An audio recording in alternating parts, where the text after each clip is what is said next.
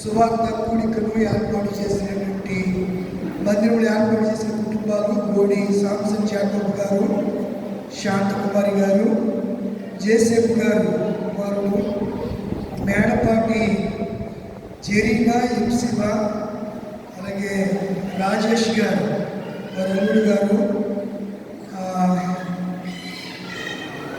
జోసి ఫ్రిట్స్ కుమారుడు, తేజస్విత ఆమె ఈరోజు అలాగే గోడి ఎలియాజరు షలోమి గారు మండ్రత్నం కుమారుడు. ఈ కుటుంబాల ద్వారా ప్రశస్త రాత్రి వేళ 15వ రోజు శిలువ సువార్త ధ్యాన కూడికలు అందరూ ఏర్పాటు చేశారు. ఈ 15వ రోజు వరకు ఏర్పాటు చేయబడిన దేవుని పరిశుద్ధ లేఖన భాగాలను చదవగలుగుతాం. సామెతల గ్రంథము 15వ అధ్యాయము 22వ వచనం నుంచి 24వ వచనం భాగాన్ని ఏర్పాటు చేసుకున్న కుటుంబాల నుంచి చదవగలిగిన వారి వచ్చి చదవండి.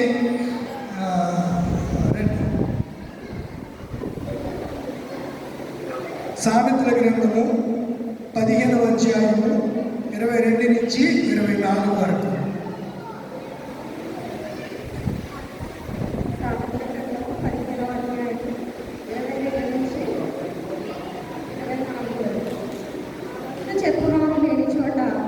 ఉద్దేశంలో ఎంతమంది ఆలోచన చెప్పేవారు బహుమంది ఎన్నైనా ఉద్దేశంలో దృఢపడును. సరిగా ప్రత్యుత్తరం ఇచ్చిన వానికి దాని వలన సంతోషము పుట్టును. సమయోచితమైన మాట ఎంత మనోహరము. క్రిందనున్న పాతాళమును తప్పించుకొనవలనని బుద్ధిమంతుడు పరమునకు పోవు శివ మార్గమున నడుచుకొనును. ఈ కొద్ది వాక్యం దేవుడు.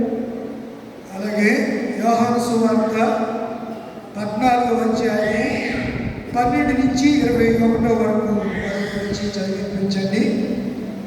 ఈ 15వ రోజు శిలువ సువార్త ధ్యాన కూడిక కొరకు ఏర్పాటు చేయబడిన పరిశుద్ధ సువార్త వాక్య భాగము యోహాను రాసిన సువార్త 14వ అధ్యాయము 12వ వచనం నుంచి 21వ వచనం వరకు.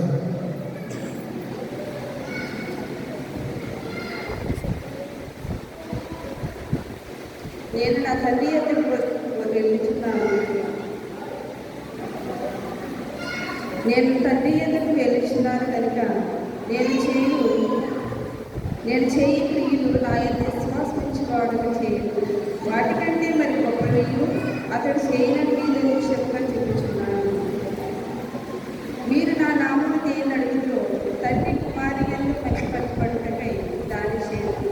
నా నామంలో మీరు నన్ను ఏం అడిగినను నేను చేయను. మీరు నన్ను ప్రేమించిన ఎడల నా ఆజ్ఞకై నేను తండ్రిని వేడుకుంటూ మీ అద్ద ఎల్లప్పుడూ నేను తండ్రిని వేడుకుంటూ మీ అద్ద ఎల్లప్పుడూ నుండుటకే ఆయన వేరొక ఆదరణకర్తను అనగా సత్యస్వరూపం యొక్క ఆత్మని అనుగ్రహించింది. లోకము ఆయనను చూడదు, ఆయనను ఎరుగదు కనుక ఆయనను పొందలేరదు. మీరు ఆయనని ఎదుగు, ఆయన మీతో కూడా దర్శించు, మీలో ఉంటుంది. మిమ్మల్ని అనాథలుగా విలువను మీ అద్దరు వద్దరు. కొంతకాలమైన తర్వాత లోకంలోని మరి ఎన్నడూ చూడదు. అయితే మీరు నన్ను చూడరు. నేను జీవించుచున్నాను కనుక మీరు దీవించరు. నేను ఆ తండ్రి ఎందుకు మీరు నా ఎందుకు నేను మీ ఎందుకు ఉన్నామని ఆ జన్మను మీరు ఎరుగుతారు. నా ఆజ్ఞలను అంగీకరించి వాడే నన్ను ప్రేమించుకోవాలి.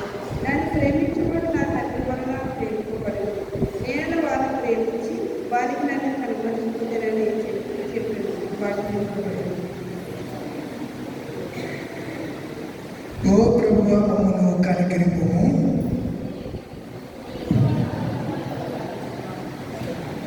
దేవునికి స్తోత్రం కలుగును గాక. మన తండ్రి అయిన దేవుని నుండి ప్రభువైన యేసుక్రీస్తు నుండి కృపయు సమాధానము మీకు కలుగును గాక. కీర్తన ఉత్తర ప్రత్యుత రీతిగా జరిగిన మండ్రత్నానికి ఎందుకంటే ఆడు డ్రమ్ ప్లేయర్. మండ్రత్నం కూడా సినీ నేపథ్య సంగీత విద్వాంసుల పేరు కూడా మండ్రత్నే. ఆడు గుండోడు, వీడికి తల ఉంది, అంతే తేడా మండ్రత్నంకి. అలాగే పాత్ర పొందిన వాక్యం చదివిన సహోదరికి, స్వార్థ వాక్యం చదివిన సహోదరికి వందనాలు. వాక్య నడిపింపు కొరకు ఎవరో క్లుప్తంగా ప్రార్థన చేయండి. ప్రేరేపించబడిన వారు దేవుని వర్తమానం మీద చేసిన వాళ్ళే కాకుండా అందరూ చేయండి. సంఘంలో చాలా మంది స్త్రీలు ఉన్నారు, పురుషులు కూడా చేయాలి. పౌలు గారు ప్రార్థన చేస్తారా? పౌలు గారు కర్తాకు పౌలు గారు ప్రార్థన చేయండి. నీకు ఎప్పుడు నేర్చుకుంటారు? ప్రార్థన చేయాలి, పాటలు పాడాలి. ఎప్పుడు ఆడవాళ్ళకి ఇచ్చేస్తారు. ఇక్కడ మొబైల్ ఎందుకు రావట్లేదు? చేయండి. ఎవరైనా ప్రేరణ మీరు చేస్తారండి, ప్రార్థన చేయండి.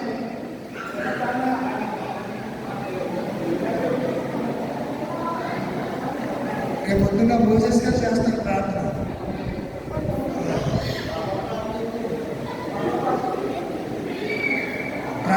తల వచ్చండి, నమస్కారం ప్రార్థన చేస్తున్నాను. దయగలని స్తోత్రాలు. ఈ ఊరికి ఏర్పాటు చేసినప్పుడు నమ్మల్ని దీవించాలి. ఎందుకంటే ఊరికి ఈ ప్రార్థనకు వచ్చిన వారు ప్రతి వారిని దీవించడం కోరుతున్నాను. అలాగే సిఆర్ గారు వాట్సాప్ చెప్తా ఉంటా మేము గ్రహించేది మనసు మాట వేసిందని కోరుతున్నాను. వందనాలండి. సాయంత్రం స్వీట్గా క్లుప్తంగా ప్రార్థన మంచిది. దేవుని ప్రశస్త నామానికి మహిమ కలుగును గాక. అంటే 15 రోజులకి మనం ప్రవేశించాం. ఇంటి దగ్గర నుంచి వెళ్ళిన తర్వాత నేను ప్రార్థన చేసుకుంటూ ఉండగా దేవుడు పదే నాకు ఇచ్చినటువంటి ప్రేరణ ఏంటంటే, నిన్న వాక్యంలో కరెక్షన్ ఉన్నాయి. పాస్టర్ గారు వాక్యాన్ని కొంచెం తప్పుగా చెప్పారు. ఆయన గతంలో అయితే నేను ప్రసంగం చెప్తే వెనకాల చెప్పడానికి చాలా ఇబ్బంది పడేవారు సేవకులు. ఒకవేళ వెనకాల ఉంటే ఇంక అసలు సమస్య ఉండేది కాదు. ఇంక వాక్యాన్ని మనము ప్రజలకు బోధించేటప్పుడు 1-2 సార్లు ప్రభు సన్నిధిలో మోకరించి ప్రభుని అడగాలి. ప్రభువా, ఈరోజు ఈ సన్నిధానంలో ఈ అంశం గురించి నేనేం చెప్పాలి ప్రభువా? ఏం చెప్పమంటావు? నన్ను పరిశుద్ధాత్ముడా, నన్ను నీ ఆత్మ చేత అభిషేకించి నీ ఆత్మ సహాయం ద్వారా నాలోకి వచ్చి మీరు మాట్లాడు అని చెప్పి మనము దేవుడిని ప్రాధాన్యపడి అడిగినప్పుడు తప్పకుండా దేవుడు మనలోకి వస్తాడు. అది ప్రార్థన కానివ్వండి, వాక్య పఠన కానివ్వండి, పాటే కానివ్వండి, ఏదైనా ఆత్మతో పాడాలి. ఆత్మతోనూ చేతులు, మనసుతోనూ చేతులు అని ప్రభు చెప్పినట్టుగా తప్పనిసరిగా మనం ఆత్మపూర్ణ అవ్వాలి. ఈరోజు పాట కూడా అది పరిశుద్ధాత్మ ఆదరణకర్త. ఇంగ్లీష్లో కంఫర్ట్ అంటారు. ఆదరణకర్త అనే మాట ఈరోజు మనం ధ్యానం చేయబోతున్నాం. మీరు అనుకుంటారు కదా, ఈ కొరింథీయులకు రాసినటువంటి మొదటి పత్రికలో 11వ అధ్యాయము 26, 27, 28 వచనాల్లో పౌలు భక్తుడు కమ్యూనియన్ గురించి, లార్డ్ సప్పార్ గురించి ఎలా తీసుకోవాలో అక్కడ రాస్తాడు. అసలు యాక్చువల్గా కొంతకాలం కిందట ప్రభు రాత్రి భోజనం అంటే ఎప్పుడు ఇవ్వాల్సిన? యాక్చువల్గా అయితే రాత్రి ఇవ్వాలి. మన సంఘాల వెసులుబాటులో కొత్త నిబంధన 1వ శతాబ్ద కాలంలో అపోస్తలుడైన పేతురు కానివ్వండి, యోహాను కానివ్వండి, ఆ తర్వాత వచ్చినటువంటి పౌలు తర్వాత వచ్చినవాడు. పౌలు స్టార్టింగ్లో ప్రభువులకు వచ్చినవాడు కాడు. చాలా కాలం సంఘాన్ని హింసించిన వాడు, క్రైస్తవులను చిత్రహింసన చేసినవాడు, చిత్రవదకు గురి చేసినవాడు. ఎవరైనా యేసు ప్రభు పేరిట ప్రార్థన చేస్తే నిర్దాక్షిణ్యంగా వారిని తీసుకెళ్లి చెరసాల్లో వేయించేవాడు. అటువంటి క్రూరుడైనటువంటి సౌలు మారిన తరువాత ఆదివారము ఇవ్వటం ప్రారంభించారు. అంతకుముందైతే రాత్రి కాలంలోనే ఇవ్వటం అనేది ఆనవాయితీ వచ్చింది. ఇప్పుడు ఈ 40 రోజులు రాత్రి తీసుకోవాలి కదని వాళ్ళు పరీక్ష చేసుకోకుండా ఎలా పడతాలో వచ్చి తీసుకుంటే చాలా ప్రమాదం. యేసుక్రీస్తు ప్రభు మీరు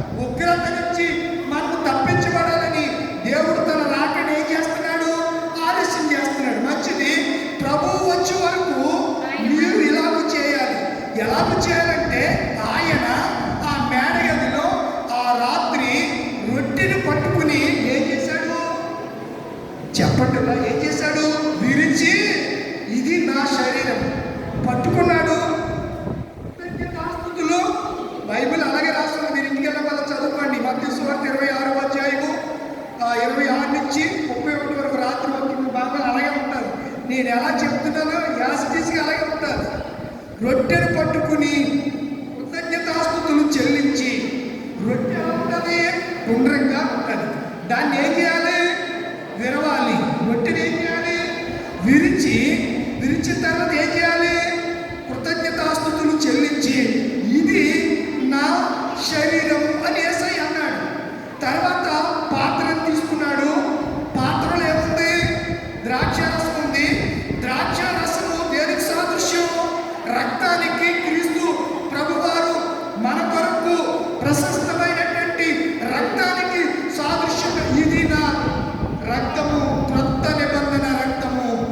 దీనిలోనిది త్రాగునప్పుడెల్లను నన్ను జ్ఞాపకం చేసుకోనండి అనే మాటలు ఆయన చెప్పారు. కనుక యేసు ప్రభు ఉచితంగా తన రక్తాన్ని మనకు దారిపోసాడు. అదే పౌలు గారు కొరింథీ సంఘంలో ఎవరిష్టం వచ్చినట్టు వాళ్ళు సంస్కారంలో పాల్గొంటూ ఉంటే, కమ్యూనియన్లో పాల్గొంటూ ఉంటే, ప్రభురాత్రి భోజన విందులో పాల్గొంటూ ఉంటే మీరు ఇష్టానుసారంగా పాల్గొనడానికి వీల్లేదు. ఒక కట్టడ ఉంది. ప్రభు ఒక నియమాన్ని నియమించాడు. ఆ నియమం ప్రకారమే మీరు ప్రభురాత్రి భోజన సంస్కారపు విందులో పాల్గొనాలి అని చెప్తూ 27వ వచనం అంటాడు. చదవండి. కాబట్టి ఎవడు అయోగ్యముగా ప్రభు యొక్క రొట్టెని తినును, ప్రభు యొక్క శరీరము, రొట్టె అంటే శరీరమును తినును, లేక ఆయన పాత్రలను త్రాగును, లేకపోతే ఆయన రక్తమును త్రాగును, వాడు ప్రభు యొక్క శరీరము గూర్చియు ప్రభు యొక్క శరీరం గురించి రక్తమును గూర్చియు అపరాధి అగును. ఏమైపోతాడంట?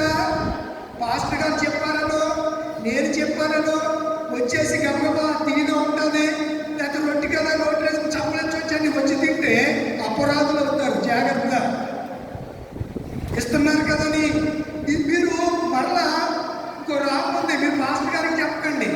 అలా కానుకేసి తీసుకోకూడదు. కానుకేసి అందుకే నేను ఫస్ట్ తారీఖునే కమ్యూనిటీ తీసేసుకుని ఇక్కడ ఈ కాను గురించి నాకు వాక్యం ప్రకారం చేస్తేనే ఏదైనా చేయగలను. నేను వాక్యం కాకపోతే అది ఎంత గొప్పడైనా అది బిషప్ అవని, రెవరెండ్ అవని, 32 అవని, 22 అవని, 16 అవని, 6:3:16 అవని, నాకు ఇది చేయడానికి నా మనసు పరిశుద్ధాత్ముడు నన్ను గద్దిస్తూ ఉంటాడు. అందుచేతనే నేను అలా చేయలేను. అందుకే కొన్నిసార్లు ఆ కానుక గురించే నేను కమ్యూనియన్ ఇక్కడ కాకుండా వేరే చోట ఆ రూపాంతర ట్రాన్స్ఫిక్షన్ ఆదివారం మొదటి దినాన్ని, అంటే మొదటి ఆదివారం, నెలలో మొదటి ఆదివారం సాయంత్రకాల ఆరాధనలకు వెళ్ళి అక్కడైతే చేసుకుంటూ ఉంటాం. ఎందుకు ఈ విషయాలు చెప్తుంటే ప్రభు మన కొరకు ఉచితముగా రక్తాన్ని ఇస్తే వెలపట్టి కొనమని ఎవరు చెప్పాడు మీకు? ఇది వరకు సంఘాల్లో ఈ పద్ధతి లేదు. మధ్యలో ఈ సంఘ పెద్దలు ఈ వాక్యం తెలియనటువంటి వీళ్ళు వచ్చి మధ్యలో పాస్టర్ గారికి కానుకలు కావాలి కదని కానుకలు ఇలా చేస్తే మీరు అపరాధులు అవుతారు. మీ ఇష్టం. వాక్యంలో ఉంది కాబట్టి నేను చెప్తున్నాను. అక్కడ ఏం రాయబడింది? ఇలా తీసుకుంటే వివేచించకుండా డబ్బులు ఇచ్చి కొనుక్కుని తాగితే ఏమవుతారని రాయింది? అపరాధులు. మీ ఇష్టం. మరి నేను ఇంకా దానికి డెప్త్లోకి వెళ్ళను. అమ్మ అర్థమవుతుందా మీకు? అయితే మరి కానుక కూడా కానుక సంఘం నుంచి సంఘం కొరకు ఆయన రక్తాన్ని చెల్లించాడు. మొన్న ఎవరో ఆదివారం స్పాన్సర్ చేశాడు. స్పాన్సర్ చేశారా అంటే అప్పుడు పాస్టర్ గారు కూడా కొనుక్కొచ్చి ఇవ్వలేదు. అది ఆయనకు కూడా ఎలా వచ్చింది? సంఘంలో ఉన్న వాళ్ళు ఎవరో స్పాన్సర్ చేశారు. అలాంటి డబ్బులు కూడా మీరు వెల ఇచ్చి కొనుక్కుంటే మీరు ఏమవుతారని ఉంది. 28వ వచనం కూడా చదవండి. కాబట్టి ప్రతి మనుషుడు తనను తాను పరీక్షించుకొనవలెను. ఏం చేయాలంట? ఇష్టం. మరి మీరు పరీక్షించుకోకుండా తీగా ఉండాలి. రొట్టె కాదు లేదు ఆచారం అనుకుని తీసుకోకండి. అది చాలా పొరపాటు. బాప్తిసం పొంది మారు మనసు అనుభవం కలిగిన వాళ్ళే పరిశుద్ధ సంస్కారం విందులో పాల్గొనాలి. రాత్రి మందు కొట్టేసి ఉదయం వచ్చి ప్రభురాత్రి బల్లలో పాల్గొకూడదు. స్త్రీలకి 3 దినాలు ఎడమగా ఉన్నవాడే వచ్చి ప్రభురాత్రి భోజన సంస్కారంలో పాల్గొనాలి. ఒక దినాన్న దావీదు రొట్టెల కొరకు అబ్నేరు అభిషేక ప్రవక్త ఉన్నాడు, యాజకుడు, పేరు మర్చిపోయాను, రాజు సమూయేలు గ్రంథంలో ఉంటాయి. రొట్టెలు కావాలని వెళ్ళి అడిగితే, అయ్యా పరిశుద్ధ స్థలంలో ఉన్న సముద్ర రొట్టెలు తప్ప తినే రొట్టెలు ఏమి లేవంటే, నేను ఈ 3 దినాలు నా భార్యకు నేను దూరంగానే, నేను పరిశుద్ధంగానే ఉన్నాను. అవి నాకు ఇశ్రాయేలు ప్రజలతో కూడా దేవుడు ఏమన్నాడంటే, మీరు నా సన్నిధి సమీపించేటప్పుడు మిమ్మల్ని మీరు ఏం చేయాలి? శుద్ధి చేసుకోవాలి. ఎన్ని దినాలు? 3 దినాలు. అంటే మనం ఆదివారం తీసుకుంటుంటే శుక్రవారం ఉపవాసం ఉండి ప్రార్థన చేయాలి. శనివారం కూడా అవకాశం ఉంటే ప్రార్థన చేసి ఆదివారం కమ్యూనియన్ అయిన తర్వాత వెళ్ళి ఏం చేయాలి? భోజనము చేయాలి. ఇది పద్ధతి, ఇది అపోస్తలుల బోధ. ఈ బోధని విడిచిపెట్టి పాస్టర్ గారు కానుక ఇవ్వకపోతే ఏదో అనుకుంటాడు, ఇది ఆయన పెట్టింది కాదండి, అంతకు ముందు ఎవరో పెట్టారని పెదమేరల్ని 12 సంవత్సరాల్లో 6 వెళ్ళిపోవడానికి కారణం నేను కూడా.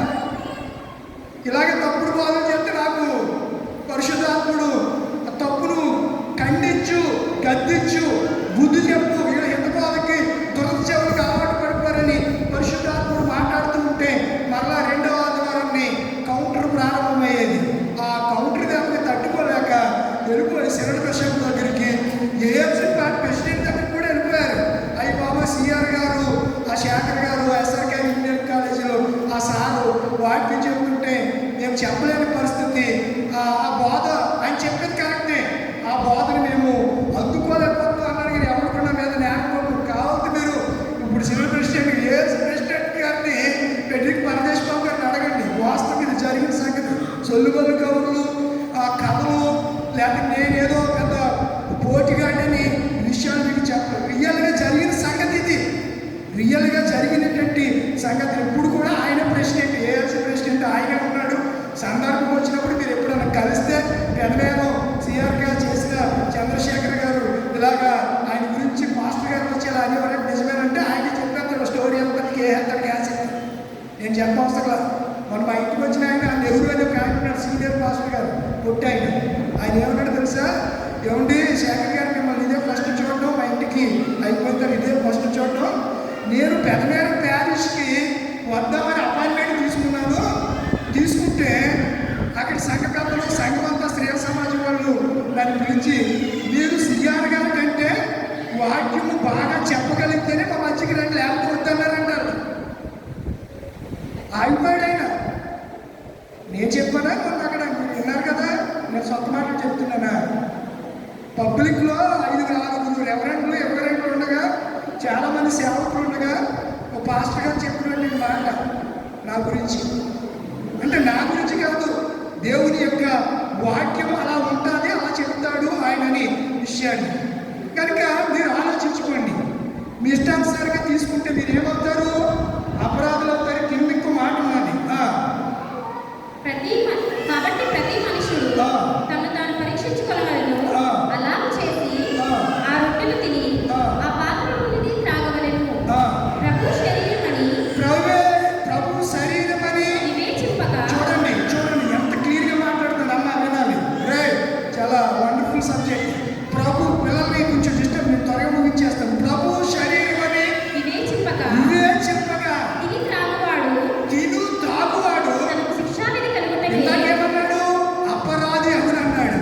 ఇప్పుడు ఏమంటున్నాడు? శిక్షావిధికి తిని త్రాగుచున్నాడు. తిని శిక్షావిధికి పాత్ర అవడానికి తిని త్రాగుచున్నాడు. ఇష్టమైనట్టు తిన్నారా, త్రాగారంటే దేవుడి శిక్షను తప్పించుకోలేము, దేవుడి శిక్షకులు తప్పించుకోలేము. కనుక మీరు ఆలోచించేయండి. దేవుడి వాక్యంలో ఇది కడవరి గడియలు, ప్రభు వచ్చే దినాలు. అందుకే 40 దినాల్లో మనం సిద్ధపడాలి. ప్రభు రాజ్యం కొరకు వాక్యంలో ఉన్నదాని ప్రకారం మనం ప్రభు రాజ్యం కొరకు సిద్ధపడాలి అనే సంగతిని నేను జ్ఞాపకం చేస్తున్నాను. మీకు ఏమైనా డౌట్స్ ఉంటే అడగండి, క్లారిటీగా మీకు నేను చెప్తాననే సంగతిని కూడా జ్ఞాపకం చేస్తున్నాను. ఇది మన ధ్యానాంశము కంఫర్ట్ అనగా ఆదరించువాడు, ఓదార్చువాడు, సుఖపెట్టువాడు, ఓరడించువాడు, హాయినిచ్చువాడు, సహాయం చేయవాడనే పదాలు, తెలుగు పదాలు దీనికి ఇవ్వబడ్డాయి. ఏంటంటారు? కంఫర్ట్ అనే ఆదరించు, ఆదరణకర్త అనే మాటకు ఇంగ్లీష్లో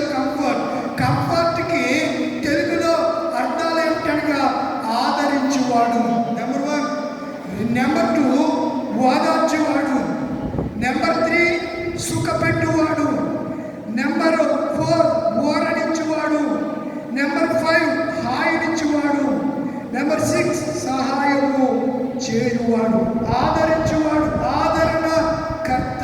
ఏ కర్త అండి? ఆదరణ కర్త, ఆలోచన కర్త. కర్త ఎంతమంది కర్తలు ఉన్నారో బైబిల్లో రిఫరెన్స్ ఇస్తాను, రాసుకోగలరా?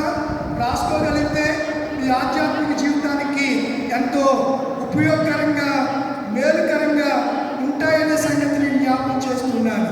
ఆదరణకర్త. యోహాను సువార్త 6:16 అధ్యాయము 7వ వచనం. ఆలోచనకర్త యెషయా 9:6. ఓర్పునకు కర్త రోమా 15:6. న్యాయకర్త యోబు 9:15. నిరీక్షణకర్త రోమా 15:13. రక్షణకర్త ఇంకోటి చెప్తాను, లయకర్త. మొత్తము 19 రకాలైనటువంటి కర్తలను గురించి బైబిల్లో ప్రస్తావించారు. కర్త, కర్మ, క్రియ అంటాం. ఏమంటారు చెప్పండి? కర్త, కర్మ, క్రియ. కర్త అంటే మూలం.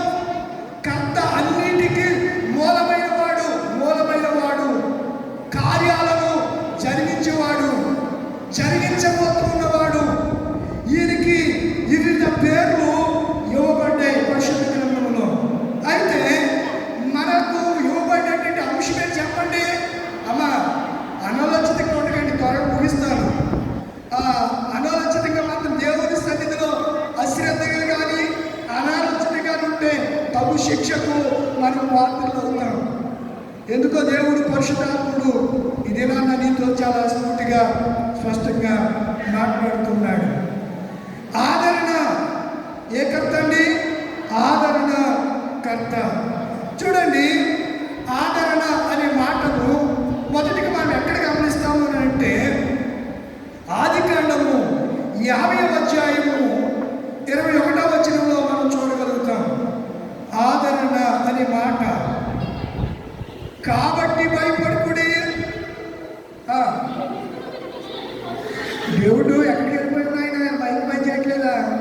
నేను మిమ్మును వారిని ఆదరించి. ఎలా మాట్లాడాడట? ఎవరు మాట్లాడింది? యేసేపు ఎవరితో మాట్లాడాడు? వారి అన్నలతోనమ్మా, వారి అన్నలతో.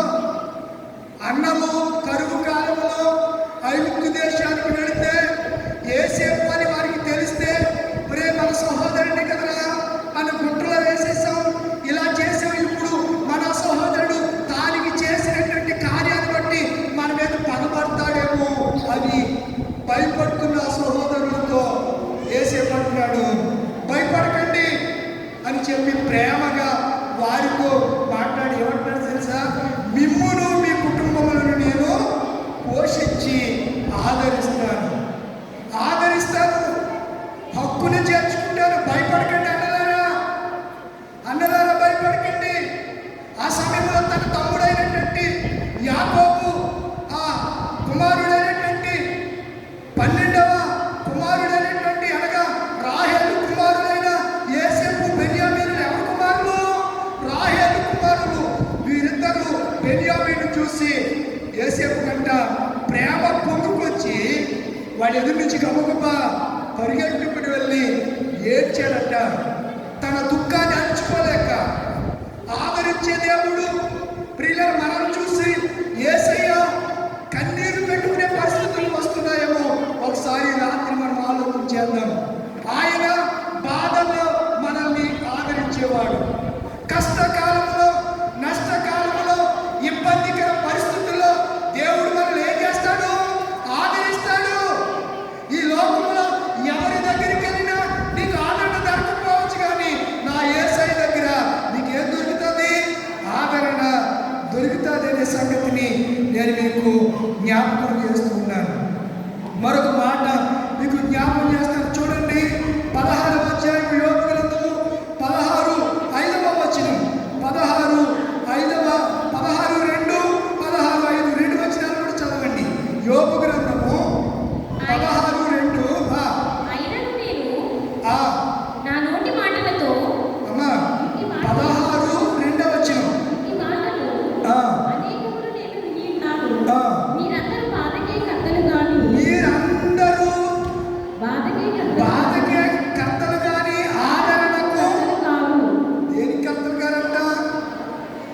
మనుషులు దేనికి కర్తలు కాదు? ఆదరణకు. మరి ఆదరణ కర్త ఎవరు? ఈరోజు మన అంశం అదే. మనుషుల్ని ఏమంటున్నాడు? వారు తన స్నేహితులే, యోగు స్నేహితులే. జోఫరు, ఎలిఫజు, తెమానీయుడు వీళ్ళందరూ కూడా ఆయన స్నేహితులే. అయినా వారు యోగును మాటల చేత ఏం చేస్తున్నారంట? యేసయ్య ఎప్పుడన్నా నిన్ను బాధ పెట్టాడా?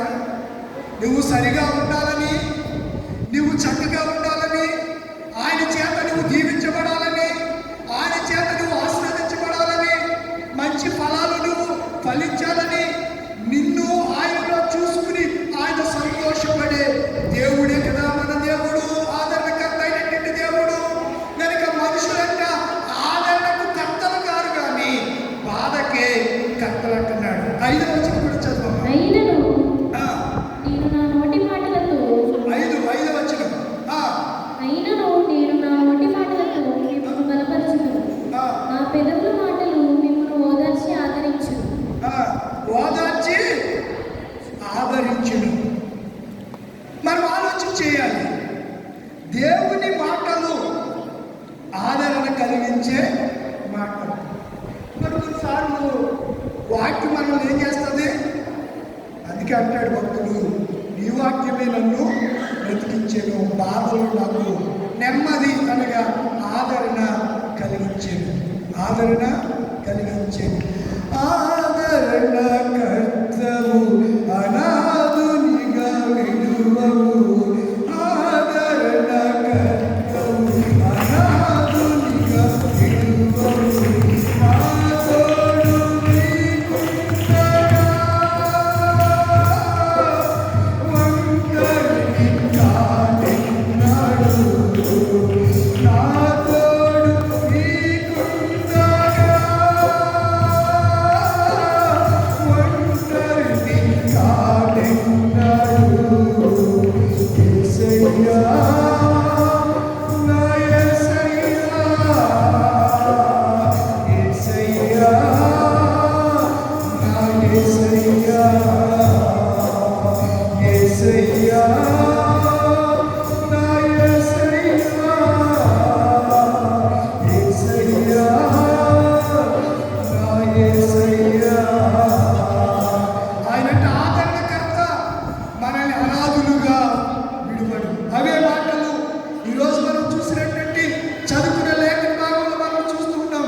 మనకి ఆదరణ కావాలంటే మహోన్నతిని చాటులోనికి రావాలి, మహోన్నతి నీడలోనికి రావాలి.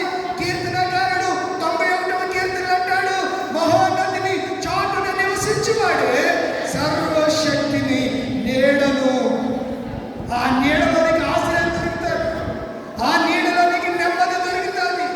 చూడండి, మబ్బు వేస్తుంది, ఆ ఎండ భీకరమైన ప్రచండ ఎండ కాస్తూ ఒక్కసారిగా సూర్యుడికి మబ్బు అడ్డొస్తే, చల్లగా గాలేస్తే ప్రాణం ఎలా ఉంటుంది చెప్పండి? హాయిగా తెప్పరెలుతారు. మహోన్నతిని చాటున నివసించువాడే ఆయన ఆ గురించి మాట్లాడుతూ, ఆ మహోన్నతిని చాటులోనికి, ఆ నీడలోనికి, ఆయన రెక్కల కిందకి ఎవరైతే వస్తారో వారికి ఏం దొరుకుతుందట? నెమ్మది దొరుకుతుంది, ఆదరణ లభిస్తుంది. మీరు 10 మందికి వెళ్ళి చెప్పండి, మీ బాధ ఎక్కువ అవుతుంది. ఆ 10 మందికి చెప్పే బదులు యేసయ్య సన్నిధిలో మోకరించి, ప్రభువా నా పరిస్థితి అయ్యా, నా కుటుంబ పరిస్థితి ఇది, నా భర్త పరిస్థితి ఇది, నా భార్య పరిస్థితి ఇది, నా బిడ్డలు నా మాట వినటం లేదు, ఇదిగో ప్రభువా నా కుటుంబాన్ని ఒక్కసారి జ్ఞాపకం చేసుకోమని యేసయ్యకి చెప్పి చూడండి. ఆయన మిమ్మల్ని ఏం చేస్తారు చెప్పండి? ఆదరిస్తాడు, ధైర్యపరుస్తాడు. శ్రమలో నుంచి మీకు విడుదలను అనుగ్రహించకపోతే నన్ను అడగండి. ప్రియులారా, ఎన్నో అనుభవాలు నా జీవితంలో ఇలా ప్రభు సన్నిధిలో మోకరించి ప్రార్థించడం ద్వారా ఎన్నో కార్యాలు నేను నా జీవితంలో చూడగలిగాను. నన్ను దేవుడే ఆదరిస్తూ ఉన్నాడు. ఆదరణకర్త పరిశుద్ధాత్ముడు మనలోనికి వచ్చినప్పుడు ఆయన మనల్ని సర్వ సత్యములోనికి నడిపించి మనకి ఓరడెప్పును ఆయన కలుగు చేస్తాడనే సంగతిని కూడా నేను జ్ఞాపకం చేస్తున్నాను.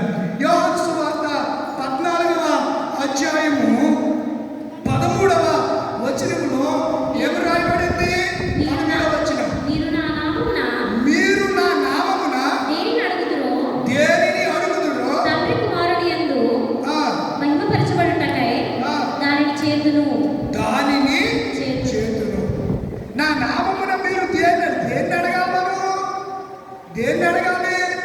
ముందుగా మనం అడగవలసింది పరిశుద్ధాత్మని. ఇందాక అందుకే పాడు, పరిశుద్ధాత్మను గోరుము, జీవమా యేసు ప్రభుని పేరట వేడుము, జీవమా యేసు ప్రభుని పేరట వేడుము. పరిశుద్ధాత్మను ఆయన వెళ్ళిపోతా అంటాడు, నేను వెళ్ళిపోతే మీకు మేలు, నేను వెళ్ళని ఎడల వేరొక ఆదరణకర్త మీ యొద్దకు రాడు, నేను వెళ్ళిన ఎడల ఆయన మీ యొద్దకు వచ్చు. ఎందుకు ఈ మాట చెప్తున్నాడంటే యోహాను సువార్త 14వ అధ్యాయము మొదటి వచ్చిన ప్రారంభంలో ఆయన మనం చూస్తే మీరు 13వ అధ్యాయం ఎందుకు ఈ మాటలు వారితో చెప్పవలసి వచ్చింది?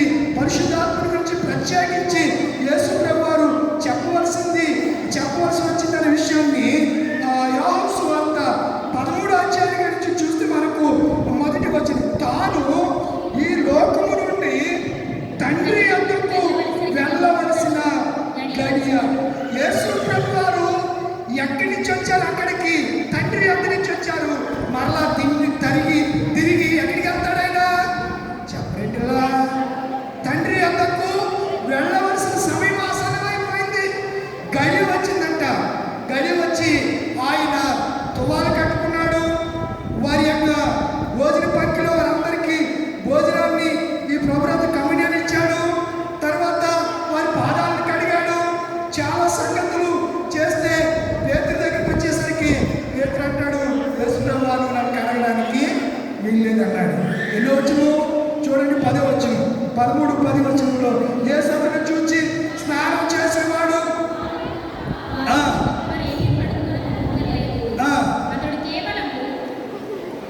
పేతురు అన్న మాటకి ప్రభు చెప్తూ 12వ వచనంలో వారి పాదములు కడిగి తన పై వస్త్రము వేసుకుని తరువాత ఆయన మరలా కూర్చుండి, నేను మీకు చేసిన పని మీకు తెలిసిందా? నేను ఏం చేశాను మీకు తెలిసిందా? నేను ఏం చేశాను చెప్పరేంటలా? యేసయ్య ఏం చేశాడు?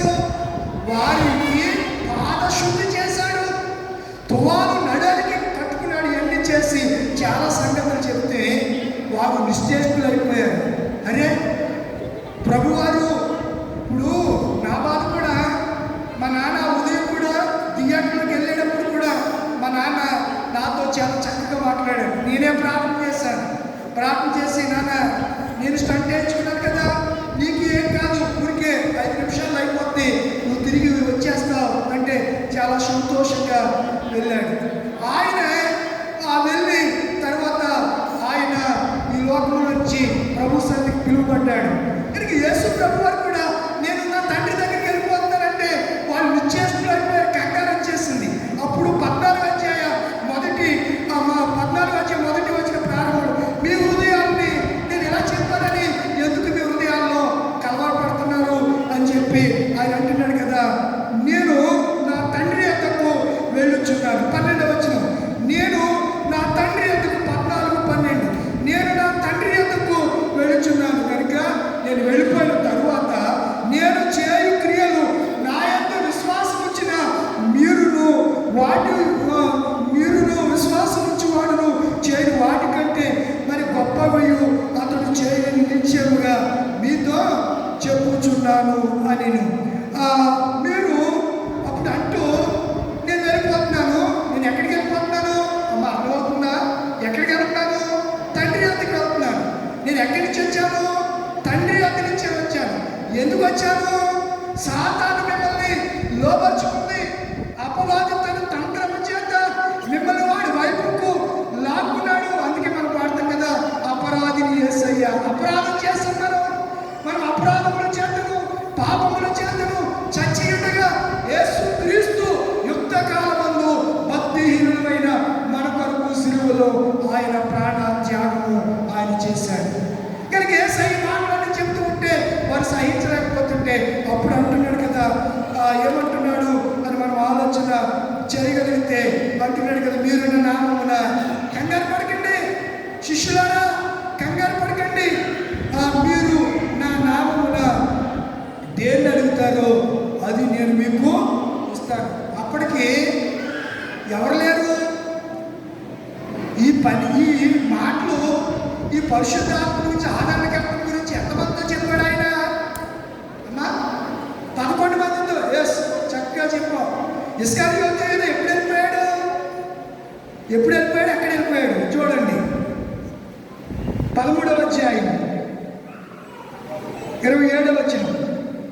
వాడు ఆ ముక్క పుచ్చుకునగానే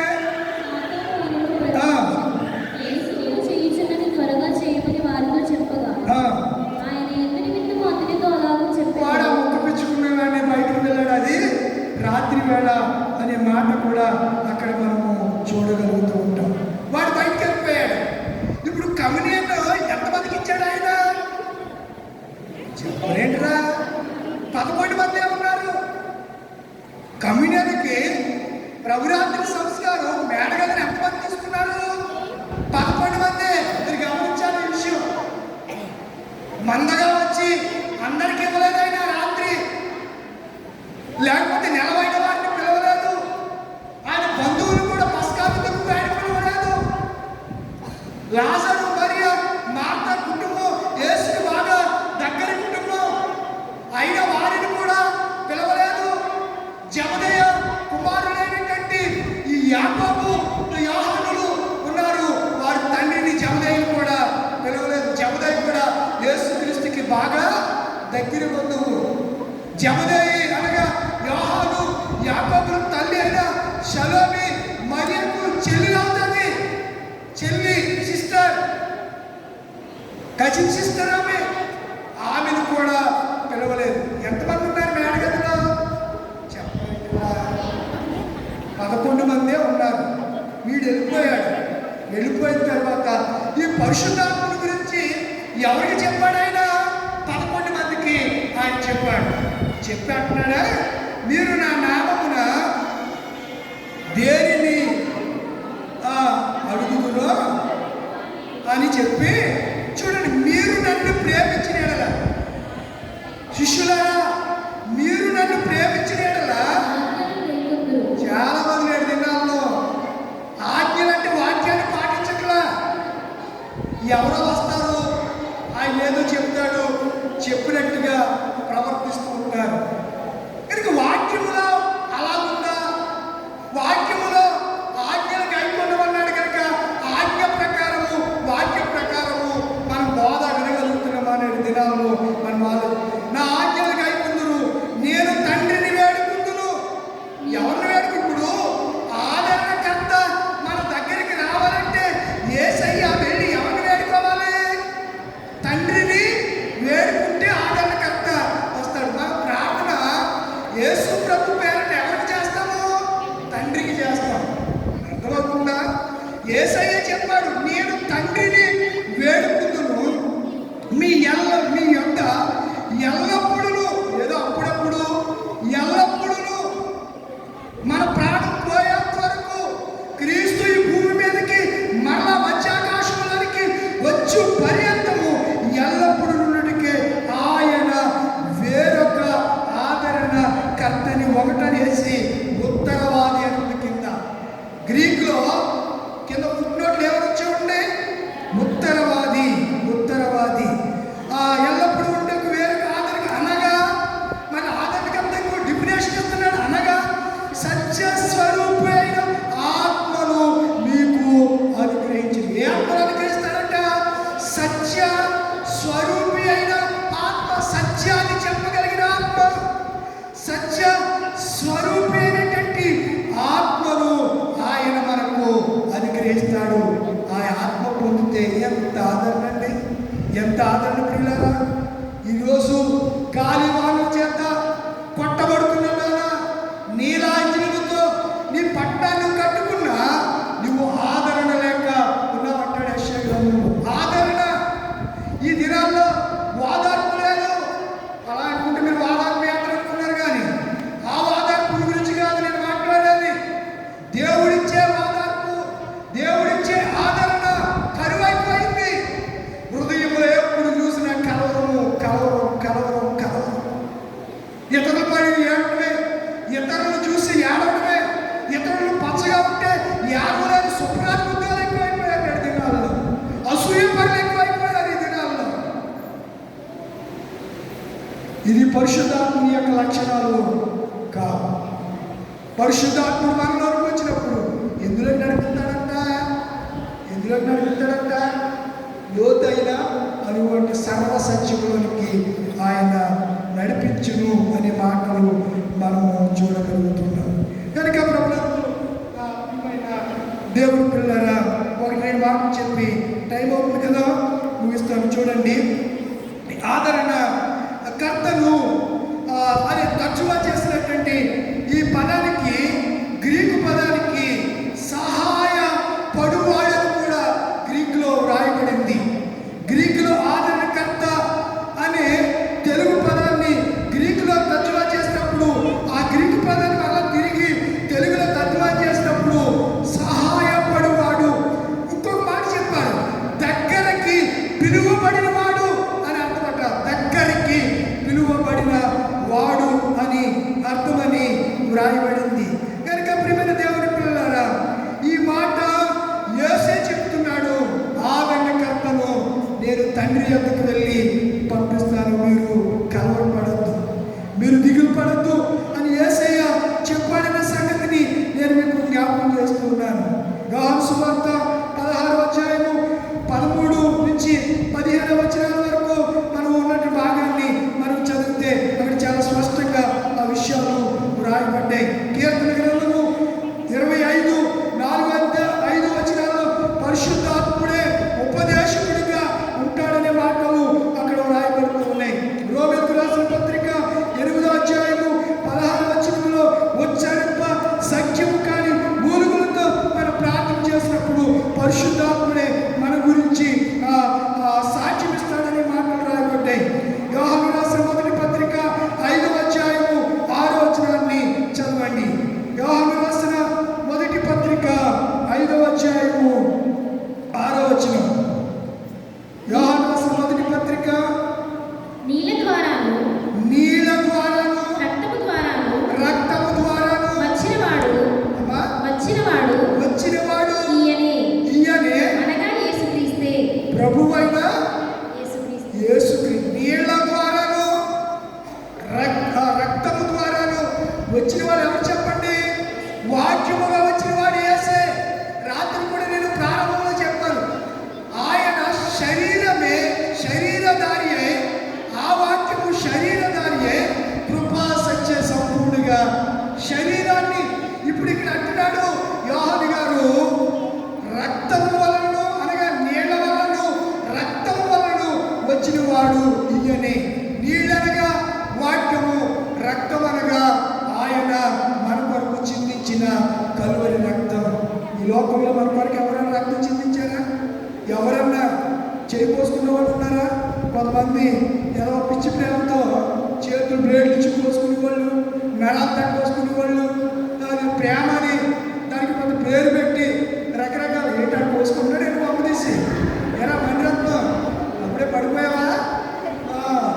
పోసుకునే వాళ్ళు ఎక్కువైపోయారు, ప్రాణాలు పోగొట్టుకుంటున్నారు. ప్రేమ పిచ్చోళ్ళు, ప్రేమ పిశాసులు అని వాళ్ళే డెఫినేషన్ ఇచ్చుకుంటున్నారు. ప్రేమకు నిర్వచనం మన ప్రభు అయిన యేసే అనే సంగతిని జ్ఞాపకం చేస్తున్నాను. కనుక సామెతల గ్రంథంలో కూడా రాయబడింది, ఆలోచన ఏంటండి? ఆదరణకర్త మనకి ఏమిస్తాడు? తన ఆలోచన చొప్పున నడిపిస్తాడు. సామెతల గ్రంథము 15వ అధ్యాయము 22 నుంచి 24 వరకు ఉన్నటి భాగంలో 24వ వచనంలో మాట ఉంటుంది, బుద్ధిమంతుడంట బుద్ధి లేనివాడు ఎక్కడికి వెళ్తాడు? అక్కడే రాయబడింది. ఆత్మ ఉన్నవాడు ఎక్కడికి వెళ్తాడు? పరలోకానికి వెళ్తాడు. ఆత్మ లేనివాడు ఎక్కడికి వెళ్తాడు? అక్కడ బుద్ధిమంతుడు అనగా ఆత్మ కలిగిన వాడు, పరిశుద్ధాత్మ కలిగిన వాడు పరలోకములో ఉన్నటువంటి జీవములోనికి ప్రవేశిస్తాడు.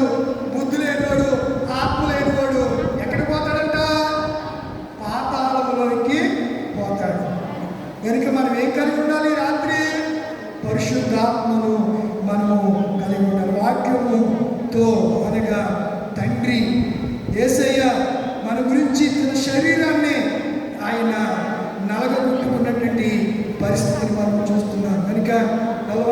కళ్ళు మూసుకోండి. ఈ ప్రశస్త రాత్రి వేళ ప్రభు మనతో మాట్లాడుతున్నాడు. ఆదరణకర్తను ఆయన మనకు అనుగ్రహించాడు. అనుగ్రహించి ఆయన వెళ్ళిపోయాడు. పరిశుద్ధాత్మ ఇంకా పొందలేదా? ఆత్మ లేకుండానే సంఘంలో ఉంటున్నావా? ఈ రాత్రి ఒక్కసారి సౌండ్ స్లోగా పెట్టినాగా ఒక్కసారి ఉన్న పాటున ఈ రాత్రి మీరందరూ పరిశుద్ధాత్మ చేత నింపబడాలి. మీ హృదయాలు తేలికైపోవాలి. ఈ రాత్రి పరిశుద్ధాత్మ చేత మీరు ఒప్పింపబడాలి. సర్వ సత్యములోనికి మీరందరూ నడిపింపబడాలని పరిశుద్ధాత్ముడు కోరుతూ ఉన్నాడు.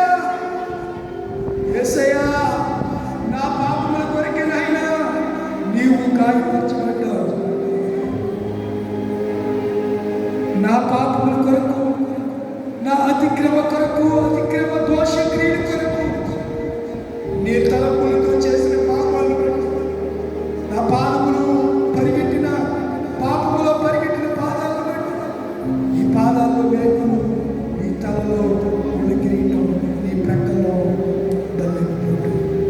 యేసయ్యా, ఈ త్యాగం చేసేవయ్యా. లోకంలో ఎవరు చేయలేదందుకే నువ్వు దేవుడు అయ్యావయ్యా. ప్రపంచంలో ఉన్న ప్రజలందరినీ రక్షించడానికి నాయన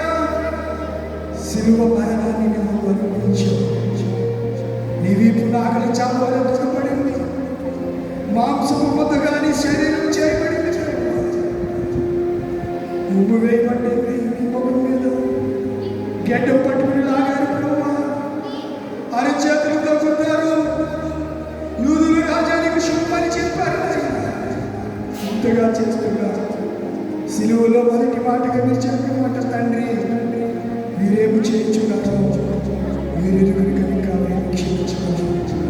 ఈ రాత్రి ప్రభు ఎవరైనా నీ ప్రేమను కనుక తెలుసుకోకుండా, నీ ప్రేమను కనుక తెలుసుకోకుండా, పరిశుద్ధాత్మ ఆనందకరణ అభిషేకం పొందకుండా ఇంకా మట్టి వారిగా నాయన నిష్ఫలులుగా ఉంటే ఈ రాత్రి ప్రయోజనకరమైన నిండు పాత్రలుగా కుమారమైన నీ చేతిలో నాయన సరి చేయబడినటువంటి పాత్రలుగా, నిండైన పాత్రలుగా ఈ బిడ్డలు మీరు ఆశీర్వదించమని సంగతి జ్ఞాపన చేస్తున్నంత ప్రార్థన చేసుకున్నాం. మహాపురుషుడు సర్వోన్నతుడా సర్వశక్తిమంతుడా నీకు వందనాలు స్తుతిస్తున్నాను. ఈ 15వ రోజులు ఆదరణకర్తైన విషయంలో మాతో మాట్లాడారు. ఈ రాత్రి కూడికి ఏర్పాటు చేసుకుని కోడి జాకోబ్ గారు, నాయన శాంతి కుమారి గారు, జేసేపు కుమారుడు మేడపాటి జెరీనా హెప్సిమా వారి కుమారుడు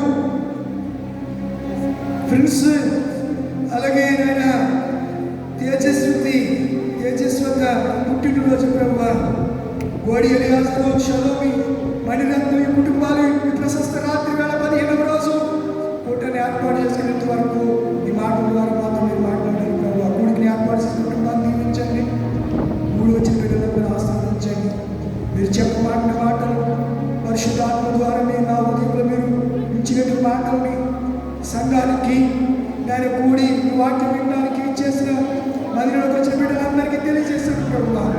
నిన్న వాక్యాన్ని మర్చిపోకుండా హృదయంలో నేను భద్రపరుచుకునే కృప దయచేయడానికి వందనాలు. బిడ్డలందరూ దీవించండి. ఎపిపైన సంఘ పెద్దలను, పిసిసి పెద్దలు, నైనా ట్రెజరర్ గారులను, సెక్రటరీ గారులను, నైనా స్త్రీల సమాజాన్ని, నైనా యవన సమాజాన్ని, సండే స్కూల్ని, అందరి బిడ్డల్ని, సంఘ బిడ్డలందరినీ ఒక్కొక్క కుటుంబాన్ని పేరుతో చెప్పిన దీవించండి, ఆశీర్వదించండి. నైనా మహాశుక్రవారం గుడి ఫ్రైడే కొరకు మేము సిద్ధపడుతూ ఉన్నాము. మమ్మల్ని సిద్ధపరిచే దేవుడు నీవే. పరిశుద్ధాత్మ ద్వారా మేము మాకు బోధిస్తున్నాం. ఈ బోధను హృదయంలో భద్రపరుచుకుని కృపను కూడా అనుగ్రహించండి. ఈ రాత్రి ఎత్తుబడిన వాక్యాన్ని హృదయంలో ఫలింపు చేయండి. బిడ్డలకు కావలసినటువంటి మంచి ఆరోగ్యము, ఆయుష్ను దయచేయండి. బలహీనత నుంచి విడుదల దయచేయండి ప్రభు. మీరు పొందిన దెబ్బల చేత స్వస్థత కలిగింది ప్రభు. ఆ స్వస్థతను బిడ్డలందరికీ అనుగ్రహించండి. మీరే కృప చూపించి ప్రార్థనకు ప్రతిఫలంగా దీవెన ఆశీర్వాదము, మేలులను, సంఘములకు కూడికి ఏర్పాటు చేసిన కుటుంబానికి కూడి వచ్చిన అందరికీ అనుగ్రహించి మహిమ పొందమని యేసు పరిశుద్ధ నామములో అడిగి వేడుకుంటున్నాడు పరమ తండ్రి. ఆమేన్. పరలోకము మా తండ్రి, నామం పరిశుద్ధపరచబడుగాక, రాజ్యం వచ్చుగాక, చిత్త పరలోకము నెరవేరినట్లు నెరవేరుగాక.